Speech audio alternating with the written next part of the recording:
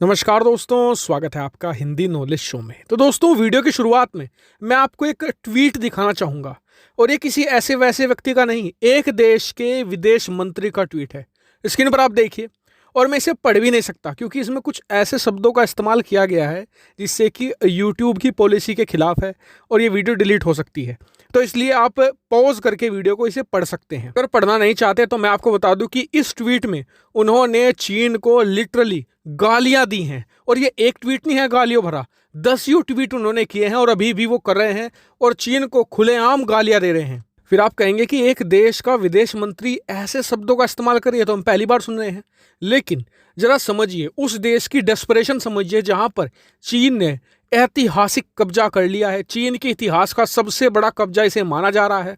एक पूरे आइलैंड्स की जो श्रृंखला थी उसे ही चीन की नौसेना ने कब्जा लिया है और जिस देश के आइलैंड पर कब्जा किया गया है वो देश है फिलीपींस। जी हाँ, आपको याद होगा अब से कुछ 2 महीना पहले मैंने वीडियो बनाकर बताया था आपको कि फिलीपींस के कुछ आइलैंड के पास करीबन 220 चीनी मछुआरों की शिप पहुंची थी और उन्होंने उन आइलैंड्स को घेर लिया था और बार बार मना करने पर भी ये शिप्स पीछे नहीं गई थी। और मैंने उसी वीडियो में आपको बता दिया था कि अब आप इन आइलैंड्स पर कब्जा मानकर चलिए, चीन पीछे नहीं हटने वाला। और आज 7 मई 2021 जब इस घटना को 2 महीने से भी ज्यादा हो चुके हैं, चीन की वो शिप्स आज भी वहीं खड़ी हैं और उन्होंने उन आइलैंड्स को और अच्छी तरीके से घेर लिया है। उन पर जो ग्रिप है वो चीन की और मजबूत हो चुकी है और फिलीपींस ने चीन से ये बोट हटाने के लिए सब कुछ करके देख लिया है। उनसे बातचीत करके देख ली, उनके साथ समिट करके देख लिए, चीन को युद्ध की धमकी देकर भी देख ली, लेकिन चीनी टस से मस नहीं हुए।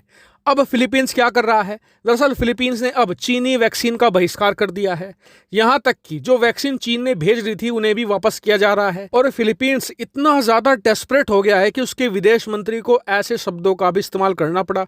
और ये हाल तब है जब अमेरिका की प्रोटेक्शन के अंदर आता है फिलीपींस। अगर फिलीपींस पर कोई देश हमला करता है तो अमेरिका की जवाबदेही है कि वो उसकी रक्षा करे और उसके हमले का जवाब दे।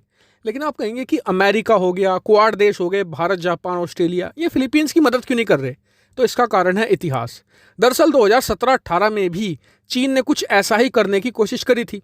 उस दौरान अमेरिका के राष्ट्रपति डोनाल्ड ट्रंप ने फिलीपींस की मदद के लिए जापान से 7वां जंगी बेड़ा अपना भेज दिया था। इसके अलावा भारत ने भी कहा था कि जरूरत पड़ी तो हम भी अपनी शिप भेजेंगे, जापान ने भी कहा और ऑस्ट्रेलिया ने भी कहा कि जी हम भी अपनी कुछ शिप भेज देंगे। लेकिन जैसे ही ये खबर आई कि अमेरिका का 7वां जंगी बेड़ा आ रहा है, चीनी शिप वापस भाग गई थी। लेकिन हुआ क्या फिर बाद में? हुआ ये कि 1-1.5 महीना तो फिलीपींस को याद रहा कि उसकी मदद करी है, लेकिन उसके बाद जो फिलीपींस के राष्ट्रपति हैं रॉबर्ट दुतर्ते, इन्होंने सबसे पहले तो ये प्रचार किया अपने देश में कि जी अमेरिका ने हमारी कोई मदद नहीं करी, हमने खुद से चीन को पीछे धकेल दिया है। इसके अलावा डोनाल्ड ट्रंप के खिलाफ बहुत ही निचले स्तर के शब्दों का इस्तेमाल किया, गालियों का इस्तेमाल तक कर दिया और क्वाड देशों को भी बुरा भला कह दिया। और इतना ही नहीं, चीन की गोद में दोबारा जा बैठे और चीन की वैक्सीन को अप्रूवल देने में सबसे आगे थे ये। जी हाँ, तो इसके बाद अमेरिका ने कसम खा ली कि जी हम सबकी मदद कर देंगे, फिलीपींस की ही मदद नहीं करनी जब तक रॉबर्ट दुतर्ते यहाँ के राष्ट्रपति हैं। और इतना ही नहीं, क्वाड देश भी इसीलिए अभी तक चुप बैठे हैं, वरना इस चीनी कब्जे को मुश्किल से 10-15 दिन में छुड़वाया जा सकता है। लेकिन चुप इसलिए बैठे हैं कि चलो अगर छुड़वा भी दिया तो फिर रॉबर्ट दुतर्ते दोबारा उन्हें गालियां देने लगेंगे, चीन की गोद में दोबारा जा बैठेंगे। इसलिए सारे के सारे देश चुपचाप बैठे हैं कि इनका इलाज होने दो, 1-2 बार इन्हें जब चीन अच्छे से ठोकेगा तभी इनकी अकल ठिकाने आएगी। लेकिन इस सब से फायदा सबसे ज्यादा किसे मिला है? चीन को। चीन पता है कि क्वाड अब फिलीपींस की मदद नहीं करने वाला, तो इसलिए मजे में उसने फिलीपींस के स्पार्टली आइलैंड को कब्जा लिया है। लेकिन इससे लॉन्ग टर्म में नुकसान होगा क्योंकि स्क्रीन पर आप देखिए जो स्पार्टली आइलैंड है ये बहुत ही स्ट्रेटेजिक लोकेशन पे है।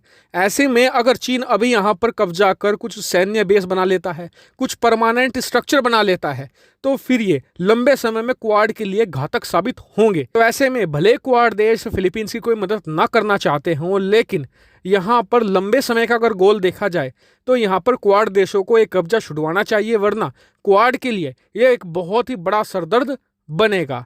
हालांकि आपका इस पर क्या मानना है कमेंट करके जरूर बताएगा। साथ ही वीडियो को शेयर कीजिएगा और चैनल को सब्सक्राइब करना बिल्कुल मत भूलेगा। Thank you for watching video.